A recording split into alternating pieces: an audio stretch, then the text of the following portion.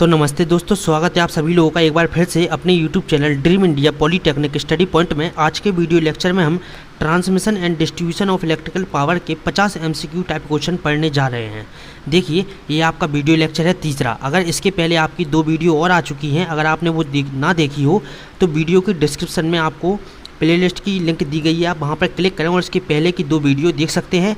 और आप सभी लोगों को बता दें, हमारे चैनल पर आपको पॉलीटेक्निक 4th सेमेस्टर के सभी सब्जेक्ट के MCQ टाइप क्वेश्चन पढ़ाए जाएंगे। तो चलिए आज की वीडियो शुरू करते हैं। देखिए, आपको MCQ क्वेश्चन टाइप में भी आपको सब टॉपिक वाइज पढ़ाया जा रहा है, ठीक है। तो आपको बिल्कुल भी घबराने की ज़रूरत नहीं है। आपको जितने भी MCQ टाइप क्वेश्चन है आपको सारे टॉपिक वाइज बताए जा रहे हैं और लेसन वाइज चल रहे हैं। ये हमारा दूसरा लेसन स्टार्ट हो चुका है आज, डिस्ट्रीब्यूशन, ठीक है। देखिए, इसमें आपका सबसे पहला प्रश्न है, इलेक्ट्रिकल सबस्टेशन से इलेक्ट्रिकल पावर को कंज्यूमर उपभोक्ता तक कौन पहुंचाता है। आपकी इलेक्ट्रिकल सबस्टेशन से इलेक्ट्रिकल पावर को कंज्यूमर तक कौन पहुंचाता है। तो ट्रांसमिशन, डिस्ट्रीब्यूशन, दोनों या कोई नहीं। तो आपका इसका ऑप्शन क्या होगा सही? आपका इसका ऑप्शन होगा दोनों। जो आपकी इलेक्ट्रिकल पावर है वो उसको इलेक्ट्रिकल सबस्टेशन से इलेक्ट्रिकल पावर को कंज्यूमर उपभोक्ता मतलब हम लोगों तक कौन पहुंचाता है।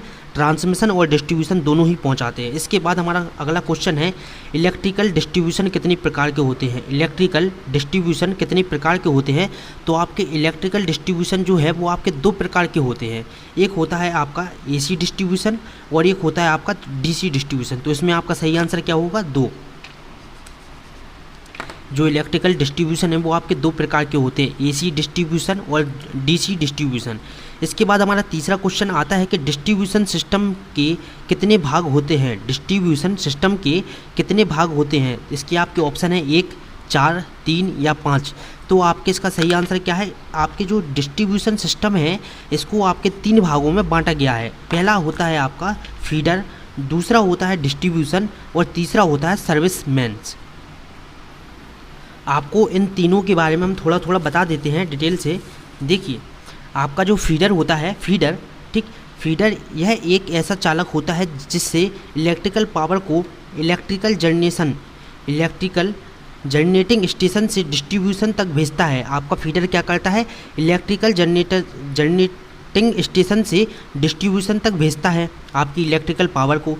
डिस्ट्रीब्यूटर आपका क्या करता है? डिस्ट्रीब्यूटर करता है आपकी इसकी सहायता से इलेक्ट्रिकल पावर को फीडर की सर्विसमैन्स तक पहुंचाता है। डिस्ट्रीब्यूटर आपका क्या करता है? आपकी इलेक्ट्रिकल पावर को फीडर से सर्विसमैन्स तक पहुंचाता है। इसके बाद आता है हमारा सर्विसमैन्स। देखिए, सर्विसमैन्स क्या होता है?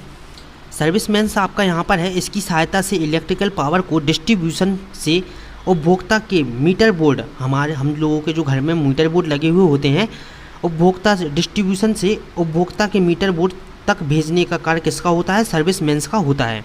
देखिए, आप यहाँ पर डिस्ट्रीब्यूशन की जगह नहीं है, यहाँ डिस्ट्रीब्यूटर है।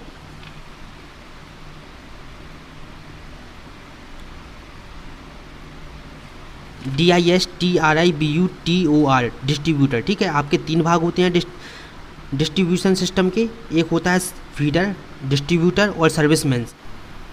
चौथा नंबर का क्वेश्चन आपका आता है, इलेक्ट्रिकल पावर को इलेक्ट्रिक जनरेशन स्टेशन से डिस्ट्रीब्यूटर तक कौन भेजता है। आपका जो इलेक्ट्रिक पावर या बिजली है उसको जनरेटिंग स्टेशन से डिस्ट्रीब्यूटर तक कौन भेजता है। आपका देखिए, इसके आपके ऑप्शन है डिस्ट्रीब्यूटर, फीडर, सर्विसमैन्स या सभी। तो इसका आपका सही आंसर क्या होगा? फीडर।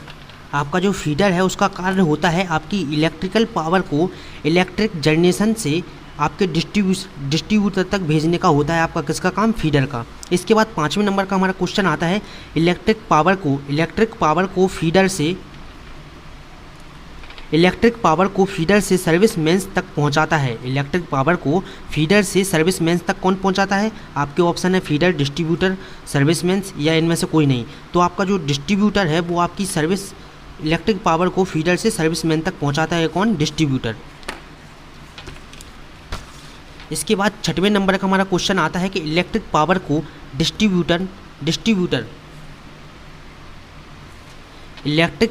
डिस्ट्रीब्यूटर से उपभोक्ता के मीटर बोर्ड तक कौन पहुंचाता है। इलेक्ट्रिक पावर को, आपकी जो बिजली है उसको डिस्ट्रीब्यूटर से उपभोक्ता के मीटर बोर्ड तक कौन पहुंचाता है? तो इसके ऑप्शन आपके आते हैं डिस्ट्रीब्यूटर, फीडर, सर्विसमेंस या सभी। तो इसका आपका सही आंसर क्या होगा? सर्विसमेंस। जो आपका सर्विसमेंस होता है वो आपकी इलेक्ट्रिक पावर को डिस्ट्रीब्यूटर से उपभोक्ता के मीटर बोर्ड तक आपकी जो लाइट है उसको पहुंचाता है। इसके बाद 8वें नंबर का प्रश्न हमारा आता है 7वें नंबर का, LT का फुल फॉर्म क्या होता है? अगर आपसे पूछ ले कि LT का फुल फॉर्म क्या होता है, तो LT का फुल फॉर्म होता है लो टेंशन, लो वोल्टेज। ठीक, लो टेंशन का मतलब होता है क्या? Low voltage. और ST का फुल फॉर्म होता है हाई टेंशन, मतलब कि हाई वोल्टेज। AC सप्लाई के अंदर 1000 वोल्ट से कम के वोल्टेज को हम क्या कहते हैं? LT voltage. LT वोल्टेज मतलब हम कहते हैं कि अगर 1000 से AC सप्लाई के अंदर अगर 1000 वोल्टेज से कम है तो आपका क्या कहलाएगा? लो वोल्टेज, लो टेंशन।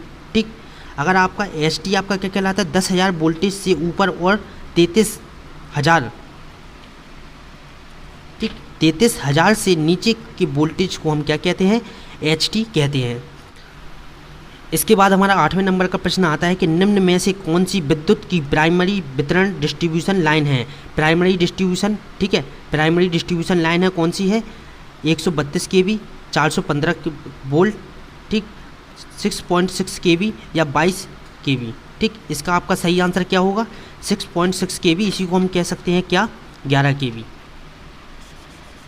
अगर आपका ऑप्शन में 11 kV दिया होगा तो आप ऑप्शन में क्या लगाएंगे? 11 kV लगाएंगे। ठीक, आपका ऑप्शन में 11 kV या 6.6 kV में से एक में किसी दो में से किसी एक को आपको दिया होगा ऑप्शन में। इसके बाद 9वां हमारा क्वेश्चन आता है कि प्राइमरी ट्रांसमिशन में आती है, प्राइमरी ट्रांसमिशन में कितने kV की वोल्टेज आती है? ये हमने ऊपर पढ़ा क्या? Primary distribution. अब हम पढ़ेंगे प्राइमरी ट्रांसमिशन में कितने kV की वोल्टेज आती है।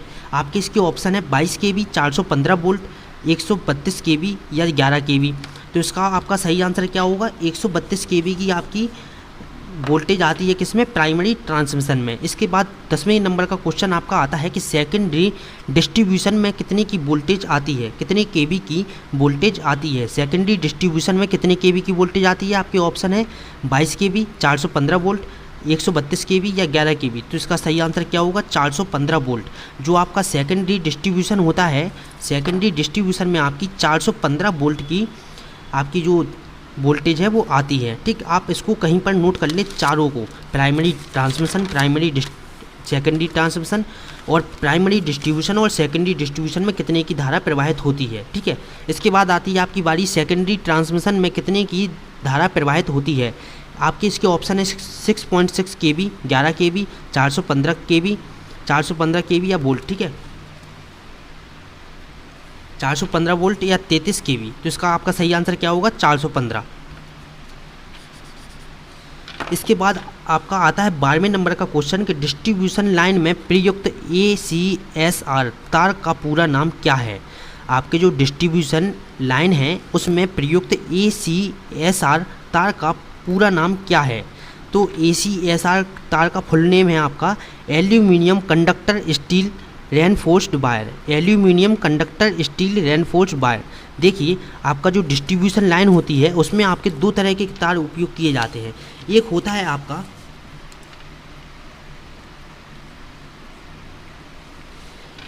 आपका एल्यूमिनियम कंडक्टर स्टील रेनफोर्स्ड का वायर और आपका होता है दूसरा कॉपर का। आपकी जो डिस्ट्रीब्यूशन लाइन है इसमें आपके दो तरह के तार जो कि है वो उपयोग में लिए जाते हैं, एल्यूमिनियम के और कॉपर के। ठीक, कॉपर के। ठीक है, आपके ACSR और आपके CCSR दो तरह के तार आपके उपयोग में लिए जाते हैं, लेकिन आपका जो कॉपर का तार होता है वो ज़्यादा वजनी होता है। ठीक, ज़्यादा भारी होता है, इसलिए हम एल्यूमिनियम का तार उपयोग में लेते हैं, जो एल्यूमिनियम जो कि है वो हल्का होता है कॉपर से। इसके बाद 13वें नंबर का हमारा क्वेश्चन आता है कि डिस्ट्रीब्यूशन लाइन में प्रयुक्त पोल को ज़मीन में कितनी गहराई पर लगाया जाता है? डिस्ट्रीब्यूशन लाइन है उसमें जो आपके प्रयुक्त किए जाने वाले पोल हैं वो ज़मीन में कितनी गहराई तक होते हैं? तो इसका आपके ऑप्शन है 1/3, 1/6, 1/9 या 1/12। इसका सही आंसर क्या होगा? 1/6। 1/6 गहराई पर लगाए जाते हैं। इसके बाद 14वें नंबर का आपका प्रश्न आता है कि डिस्ट्रीब्यूशन लाइन में यूज किए गए RCC पोल के बीच की दूरी। ये आपका बहुत ही इंपॉर्टेंट क्वेश्चन है कि डिस्ट्रीब्यूशन लाइन में उपयोग किए जाने वाले RCC पोल के बीच की दूरी कितनी होती है? तो आपके इसके ऑप्शन है 30 से 40 मीटर, 60 से 100 मीटर, 8 से 80 से 100 मीटर या 100 से 300 मीटर। तो इसका सही आंसर क्या होगा? 60 से 100 मीटर जो आपकी आरसीसी पोल है उनके बीच की दूरी होती है। ठीक है। 15वें नंबर का इसमें क्वेश्चन आता है कि लकड़ी के पोल का उपयोग किया जाता है, लकड़ी के पोल का उपयोग कितने केवी की वोल्टेज के लिए किया जाता है? तो आपके ऑप्शन है 22 केवी, 11 केवी, 33 केवी या 66 केवी। इसका सही आपका आंसर क्या है? 22 केवी के लिए आपका किसका उपयोग किया जाता है? लकड़ी के पोल का। देखिए पोल के बारे में हमने आपको डिटेल से समझाया था इसके पहले वाली वीडियो में। अगर आपको पोल के बारे में डिटेल से समझना है तो इसके पहले जो आपकी एमसीक्यू क्वेश्चन की सीरीज आई थी वीडियो नंबर 2, उसमें हमने अच्छे से समझाया गया है। इसके बाद हमारा 16वें नंबर का क्वेश्चन आता है कि भारत में हाई ट्रांसमिशन वोल्टेज कितना है? भारत में हाई ट्रांसमिशन वोल्टेज कितना है? इसके आपके ऑप्शन है 675 केवी, ठीक, 132 केवी, 765 केवी या 440 केवी। तो इसका आपका सही आंसर क्या होगा? 765 केवी, 765 केवी। 17वें नंबर का आपका क्वेश्चन आता है कि अंडरग्राउंड केबल का यूज किस में किया जाता है? अंडरग्राउंड केबल का यूज किसके लिए किया जाता है? ठीक है। आपके ऑप्शन है ट्रांसमिशन में, डिस्ट्रीब्यूशन में, दोनों में, इनमें से कोई नहीं। तो आपका जो अंडरग्राउंड केबल है उसका उपयोग आपकी ट्रांसमिशन एंड डिस्ट्रीब्यूशन दोनों के लिए किया जाता है। 18वें नंबर का आपका क्वेश्चन आता है कि जहां ओवरहेड ट्रांसमिशन या डिस्ट्रीब्यूशन सिस्टम बाधित होता है वहां क्या यूज करते हैं? मतलब कि जहां पर आपकी ओवरहेड ट्रांसमिशन या डिस्ट्रीब्यूशन सिस्टम बाधित होता है, मतलब बंद होता है, वहाँ पर हम किसका यूज करते हैं? अंडरग्राउंड केबल का यूज करते हैं। इसके बाद 19 नंबर का हमारा प्रश्न आता है कि लो वोल्टेज केबल में कितने वोल्ट तक धारा बहती है? लो वोल्टेज केबल में कितने वोल्ट तक धारा बहती है आपकी? आपके ऑप्शन है 11,000, 1,000, 33,000 या 1300 सॉरी। ठीक है। आपका इसका सही आंसर क्या होगा? 1,000 वोल्ट। 1,000 वोल्ट तक जो कि है आपकी लो वोल्टेज केबल में आपकी धारा बहती है। इसके बाद ये आती है आपकी नोट करने वाली चीज़। ठीक है। आप इस चीज़ को नोट कर लें कि आपकी जो हाई वोल्टेज केबल है इसमें आपकी 11,000 वोल्ट की तक की आपकी धारा जो कि है वो बहती है। इसके बाद आपका आता है super tension cable. Super tension cable TENSION। Super tension cable में आपकी 33,000 वोल्ट तक की आपकी धारा बहती है। एक्स्ट्रा हाई टेंशन केबल में आपकी 13,200 वोल्ट तक की धारा बहती है। ठीक। इसके बाद आपकी आती है extra super tension cable. Extra super tension cable में आपकी 13,200 वोल्ट से ऊपर जो आपकी धारा होती है वो इसमें बहती है। किसमें? एक्स्ट्रा सुपर टेंशन केबल में। अगर आपसे पूछ ले सबसे ज़्यादा वोल्ट की धारा किस में बहती है तो आप आंसर क्या लगाएंगे? Extra super tension cable. ठीक है। तो आप इन चारों को नोट कर लें या स्क्रीनशॉट ले लें। इसके बाद आता है हमारा 21 नंबर का क्वेश्चन। 21 नंबर के क्वेश्चन में हमसे पूछा जाता है कि निम्न में से 400 केवी तक कार्य कर सकता है? निम्न में से 400 केवी तक कार्य कर सकता है क्या? ओवरहेड केबल या ओवरहेड केबल या अंडरग्राउंड केबल? अंडरग्राउंड केबल या ओवरहेड लाइन? तो इसमें इन दोनों में से आपका सही आंसर क्या होगा? जो आपका 400 केवी तक कार्य कर सकता है वो आपका क्या है? Overhead line. इसके बाद आता है आपका 22वें नंबर का क्वेश्चन कि निम्न में से 66 केवी तक कार्य कर सकता है? निम्न में से 66 केवी तक कार्य कर सकता है तो वो आपका है क्या? Underground cable. अंडरग्राउंड केबल जो कि है वो 66 केवी तक कार्य कर सकती है। इससे ज़्यादा अगर आपको यूज करना है तो वो आपका ओवरहेड लाइन में जाएगा। इसके बाद आता है आपका 23 नंबर का क्वेश्चन कि हार्ट्स गुणांक लॉस फैक्टर का फॉर्मूला क्या होता है? ठीक है। लॉस फैक्टर का फॉर्मूला क्या होता है? लॉस फैक्टर बराबर होता है आपका औसत ताम्र हानि अपॉन उच्च ताम्र हानि। ठीक। इसके बाद आता है आपका 24वें नंबर का प्रश्न कि टैंक ठीक, जिसको हम कहते हैं इंग्लिश में स्टे। टैंक स्टे कितने प्रकार के होते हैं? तो आपके टैंक या स्टे 2 प्रकार के होते हैं। नग्य टैंक, ठीक, फ्लेक्सिबल स्टे, या आपका दूसरा होता है अनग्य टैंक, नॉन फ्लेक्सिबल स्टे। ठीक है। इसके बाद आपके आते हैं 25वें नंबर का क्वेश्चन कि केबल का मुख्य भाग है। केबल जो आपकी है उसका मुख्य भाग क्या है? Service metallic sheath. ठीक। इसके बाद आपका आता है तीसरा ऑप्शन है इलेक्ट्रिक इंसुलेटर या आपकी कोर, जिसको हम हिंदी में क्या कहते हैं? क्रोड। ठीक। आपका जो केबल है इसका मुख्य भाग होता है क्रोड, जिसको हम इंग्लिश में कहते हैं क्या? Core, CORE। इसके बाद 26वें नंबर का आपका प्रश्न आता है कि विद्युत ऊर्जा को विद्युत ऊर्जा को उत्पादन से लेकर उपभोग या खपत तक निम्न में से किस चरण में किया जाता है। आपकी जो विद्युत है उसको उत्पन्न करने से लेकर उसकी खपत तक किस चरण में किया जाता है। आपके ऑप्शन है विद्युत जनन, विद्युत संचरण, विद्युत वितरण। मतलब विद्युत संचरण का मतलब आपका इंग्लिश में संचरण का मतलब होता है transmission, electrical transmission, electrical distribution, विद्युत उपयोग या इलेक्ट्रिकल यूज या उपरोक्त ये सभी। तो आपके जो उत्पन्न करने से लेकर खपत तक का आपका जो चरण होता है वो इन सभी में किया जाता है। क्या? विद्युत जनन, विद्युत संचरण, विद्युत वितरण, विद्युत उपयोग, इन सभी में किया जाता है। इसके बाद आता है आपका 27वें नंबर का प्रश्न कि विद्युत जनन या उत्पादन किस शक्ति संयंत्र द्वारा करते हैं। मतलब कि विद्युत को हम उत्पन्न किस संयंत्र द्वारा करते हैं। आपका आता है diesel power plant, hydro power plant, thermal power plant या ये सभी। तो आपका इसमें आंसर क्या आएगा? ये सभी। ठीक, देखिए जो आपकी हमने आपको इसके पहले वाली वीडियो में बताया था कि सभी पावर प्लांट का मकसद केवल एक ही होता है, इलेक्ट्रिकल पावर को जनरेट करना, मतलब कि हमारी विद्युत को बनाना।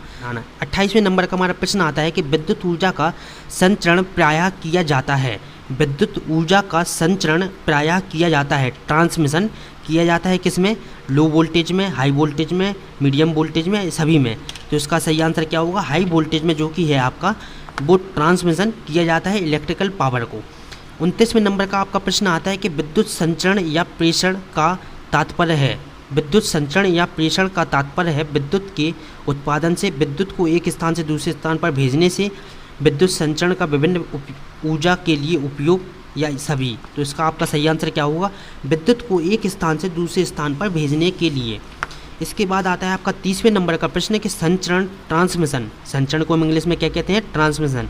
आप इसको कहीं पर नोट कर सकते हैं हिंदी मीडियम वाले कि संचरण को हम कहते हैं ट्रांसमिशन और वितरण को कहते हैं क्या? डिस्ट्रीब्यूशन। तो ट्रांसमिशन लाइन का प्रभाव एसी प्रतिरोध डीसी प्रतिरोध की तुलना में होता है। ट्रांसमिशन लाइन का प्रभाव एसी प्रतिरोध से डीसी प्रतिरोध की तुलना में क्या होता है? अधिक, सामान्य, कम या नगण्य।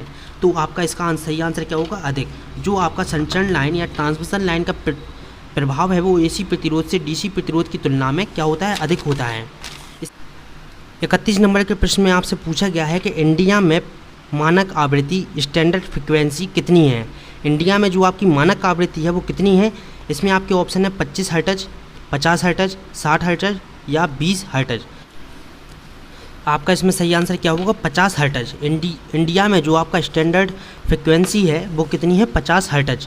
इसके बाद आता है आपका 32 नंबर का प्रश्न कि स्किन इफेक्ट केवल आवृत्तियों पर दिखाई देता है। स्किन इफेक्ट आपकी कौन सी आवृत्तियों पर दिखाई देता है? इसके आपके ऑप्शन है ऑडियो, लो, हाई या ऑल, सभी मतलब। ठीक है, तो इसका आपका सही आंसर क्या है? हाई। जो आपका स्किन इफेक्ट है वो केवल आपका हाई आवृत्ति पर दिखाई देता है। इसके बाद आता है आपका 33 नंबर का क्वेश्चन कि ओवरहेड में फॉल्ट कम होते हैं या ज़्यादा। तो आपके ओवरहेड में क्या होता है? आपके फॉल्ट ज़्यादा होते हैं। जो आपकी ओवरहेड लाइन होती है उसमें आपके फॉल्ट सबसे ज़्यादा होते हैं और आपकी अंडरग्राउंड केबल जो होती है उसमें आपके फॉल्ट सबसे कम होते हैं। इसके बाद 34 नंबर का आपका प्रश्न आता है कि केबल का चालक जब कहीं से टूट जाता है तो उसे हम कौन सा फॉल्ट कहते हैं। जब आपकी केबल का चालक या केबल के ऊपर की जो परत है प्लास्टिक की वो कहीं से टूट जाती है तो हम उसको क्या कहते हैं? ओपन सर्किट या शॉर्ट सर्किट। तो हम उसको कहते हैं ओपन सर्किट। अगर आपकी केबल का चालक कहीं से टूट जाता है तो हम उसको क्या कहेंगे? Open circuit. जब किसी केबल से इलेक्ट्रिक इंसुलेटर हट जाता है तो उसे हम क्या कहते हैं? शॉर्ट सर्किट कहते हैं। शॉर्ट सर्किट फॉल्ट हम उसको कहते हैं। 36 नंबर का आपका क्वेश्चन आता है कि जब केबल के चालक पृथ्वी के संपर्क में आ जाता है तो उसे हम क्या कहते हैं? जब आपकी केबल के चालक पृथ्वी के संपर्क में आ जाता है तो हम उसे क्या कहते हैं? आपके ऑप्शन है open circuit fault, short circuit fault या आपका अर्थ फॉल्ट या ये सभी। तो आपका इसका सही आंसर क्या है? अर्थ फॉल्ट। जब आपका भूमि के संपर्क में आएगा चालक तो उसको हम कहेंगे अर्थ फॉल्ट। इसके बाद 37 नंबर का क्वेश्चन है जहाँ पर फॉल्ट होता है वहाँ मेगर क्या प्रदर्शित करता है। मतलब कि फॉल्ट का पता लगाने के लिए हम किसका यूज करते हैं? मेगर का। अगर आपसे पूछ ले MCQ क्वेश्चन में कि आपका फॉल्ट का पता लगाने के लिए हम कौन से उपकरण का उपयोग करते हैं तो आप उसमें लिखेंगे क्या, ऑप्शन में मेगर। ठीक, फॉल्ट का पता लगाने के लिए मेगर का उपयोग करते हैं और आपका जहाँ पर फॉल्ट होता है वहाँ पर मेगर की स्क्रीन पर आपका 0 प्रदर्शित होता है, 0 लिखकर आ जाता है। ठीक है, आपके एमसीक्यू क्वेश्चन में पूछ सकता है कि आपका फॉल्ट पता लगाने के लिए उपकरण कौन सा है। 38 नंबर का आपका क्वेश्चन आता है कि model loop test. Model loop test में हम किस फॉल्ट का पता लगाते हैं। देखिए, सबसे पहले तो आप ये समझ लें कि फॉल्ट का पता लगाने के लिए आपकी 2 तरह की विधि होती हैं, एक वर्ले लूप टेस्ट और एक मॉडले loop test. VARLEY Varley loop test और MURRAY मॉडले लूप टेस्ट। आपके 2 प्रकार के टेस्ट होते हैं फॉल्ट को पता लगाने के लिए। ठीक है, और मॉडले लूप टेस्ट में हम क्या करते हैं फॉल्ट को पता लगाने के लिए, अर्थ fault, short circuit fault, open circuit fault, या ये सब A और B। ठीक, डी आपका ऑप्शन क्या है, A और B। तो देखिए, वर्ले लूप टेस्ट और मॉडले लूप टेस्ट का उपयोग हम करते हैं अर्थ फॉल्ट और शॉर्ट सर्किट फॉल्ट का पता लगाने के लिए। अर्थ फॉल्ट और शॉर्ट सर्किट फॉल्ट का पता लगाने के लिए हम किसका उपयोग करते हैं, मॉडले लूप टेस्ट और वर्ले लूप टेस्ट का। 39 नंबर का आपका क्वेश्चन आता है कि केबल के सभी कोर आपस में कितने द्वारा बंधे होते हैं। आपस में किसके द्वारा बंधे होते हैं, जो केबल के सभी तार होते हैं, कोर होते हैं, वो आपस में किसके द्वारा बंधे हुए होते हैं। आपके ऑप्शन है मेटेलिक शीट कोर, या संसेचित कागज़, इम्प्रीग्नेटेड पेपर, या बीडिंग। ठीक है, देखिए तो आपका इसमें है ऑप्शन सी, इम्प्रीग्नेटेड पेपर। इसको हम हिंदी में क्या कहते हैं, संसेचित कागज़। ठीक है, 40 नंबर का आपका प्रश्न आता है कि केबल को नमी और गैस से बचाने के लिए उस पर हम किसका मिश्रण लपेटा जाता है। आपकी केबल को नमी और गैस से बचाने के लिए हम क्या करते हैं, उस पर किसका मिश्रण लपेटते हैं। एल्यूमिनियम व लीड का मिश्रण हम केबल पर लपेट देते हैं, जिससे आपकी केबल नमी और गैस से बच सकती है। ठीक है, 41 नंबर का आपका क्वेश्चन आता है कि मेटेलिक शीट की सुरक्षा के लिए क्या करते हैं। मेटेलिक शीट की सुरक्षा के लिए हम क्या करते हैं, उस पर पेपर टेप लपेटा जाता है। ठीक है, मेटेलिक शीट की सुरक्षा के लिए हम उस पर क्या करते हैं, पेपर टेप को लपेट देते हैं। भूमि के अंदर होती है, देखिए भूमि के अंदर जो केबल होती है उसको हम कहेंगे अंडरग्राउंड केबल, और जो भूमि के बाहर होती है हम उसको कहेंगे क्या, ओवरहेड लाइन। भूमि के अंदर को हम कहेंगे एक अंडरग्राउंड केबल, और भूमि के ऊपर जो रहती है उसको हम कहते हैं ओवरहेड लाइन। 43 नंबर का आपका क्वेश्चन आता है कि सेकेंडरी ट्रांसमिशन लाइन में कितने केवी की वोल्टेज बहती है। ये ऑप्शन आप बताएंगे, इसके पहले हम आपको बता चुके हैं सारी, कि सेकेंडरी ट्रांसमिशन, सेकेंडरी डिस्ट्रीब्यूशन और प्राइमरी ट्रांसमिशन और प्राइमरी डिस्ट्रीब्यूशन में कितने केवी की जो वोल्टेज है वो प्रवाहित होती है। ये आपका मोस्ट इंपॉर्टेंट क्वेश्चन है, आप इसको ज़रूर से याद करें। ठीक, हमने इसकी टेबल आपको पहले पढ़ा दी है इसी वीडियो में। देखिए, आपकी जो सेकेंडरी ट्रांसमिशन लाइन है उसमें आपकी कितने केवी की वोल्टेज बहती है। आपके ऑप्शन है 66 केवी, 132 केवी, 440 केवी, या 6.6 केवी, या 11 केवी। तो इसका आपका सही ऑप्शन होगा 6.6 केवी की वोल्टेज आपकी सेकेंडरी ट्रांसमिशन लाइन में बहती है। इसके बाद आपका आता है 44 नंबर का क्वेश्चन कि प्राइमरी ट्रांसमिशन में कितने केवी की वोल्टेज बहती है। आपके ऑप्शन है 11 केवी, 66 केवी, 132 या 6.6 केवी। इसका सही आंसर क्या होगा, 132 केवी की आपकी वोल्टेज बहती है प्राइमरी ट्रांसमिशन लाइन में। इसके बाद आता है 45 नंबर का क्वेश्चन कि सेकेंडरी डिस्ट्रीब्यूशन लाइन में कितने केवी की वोल्टेज प्रवाहित होती है। 66 केवी, 132 केवी, 415 या 220 केवी, या 400 केवी। तो आपकी इसमें है कि सेकेंडरी डिस्ट्रीब्यूशन में आपकी 415 केवी या 220 केवी की आपकी जो वोल्टेज है वो बहती है। देखिए इसमें आपका सारा कुछ लिखा हुआ है कि जो आपकी प्राइमरी ट्रांसमिशन होती है इसमें स्टेप अप ट्रांसफार्मर लगा हुआ होता है, और इसमें कितने केवी की धारा प्रवाहित होती है, 132 केवी, 200 केवी, 400 केवी या 800 केवी। ठीक है, आपकी जो सेकेंडरी ट्रांसमिशन है इसमें आपकी होती है 66 केवी और 33 केवी की। प्राइमरी डिस्ट्रीब्यूशन में आपकी होती है 11 केवी, 6.6 केवी, 3.3 केवी और 1.1 केवी। सेकेंडरी डिस्ट्रीब्यूशन में आपकी होती है 440 और 220 केवी की। ठीक है, तो आप इसका स्क्रीनशॉट ले लें या इसको कहीं पर नोट कर लें। ठीक, ये आपकी मोस्ट इंपॉर्टेंट चीज़ है, ये आपसे इन चारों में से एक जरूर से पूछा जाएगा एमसीक्यू टाइप क्वेश्चन।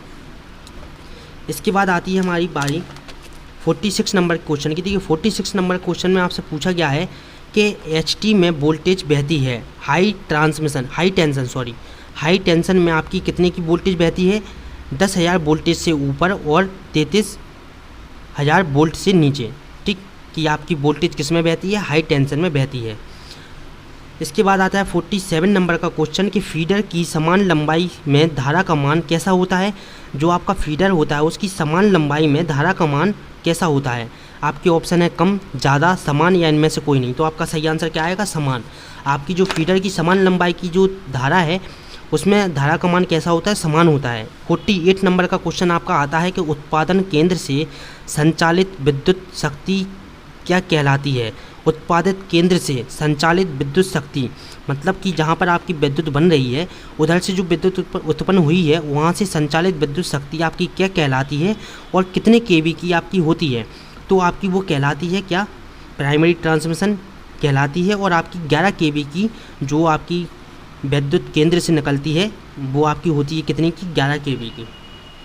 और सबसे पहले आती है किसमें, प्राइमरी ट्रांसमिशन में। 49 नंबर का क्वेश्चन है कि इनमें से आरसीसी पोल के बीच की दूरी क्या है। अभी तक आपको ये याद हो जाना चाहिए, ठीक है। आपके इसके ऑप्शन है 40 से 50 मीटर, 50 से 60 मीटर, 60 से 100 मीटर या 100 से 150 मीटर। इसके पहले वाले हम वीडियो में हम आपको सारे पोल के बीच की दूरी बता चुके हैं, ठीक है, और पोल के बारे में आपको डिटेल से पढ़ा चुके हैं। तो आपको ये आना चाहिए। इसका आपका सही आंसर क्या है, 60 से 100 मीटर। इसके बाद आपसे पूछा गया है 50 नंबर के प्रश्न में कि इलेक्ट्रिकल पावर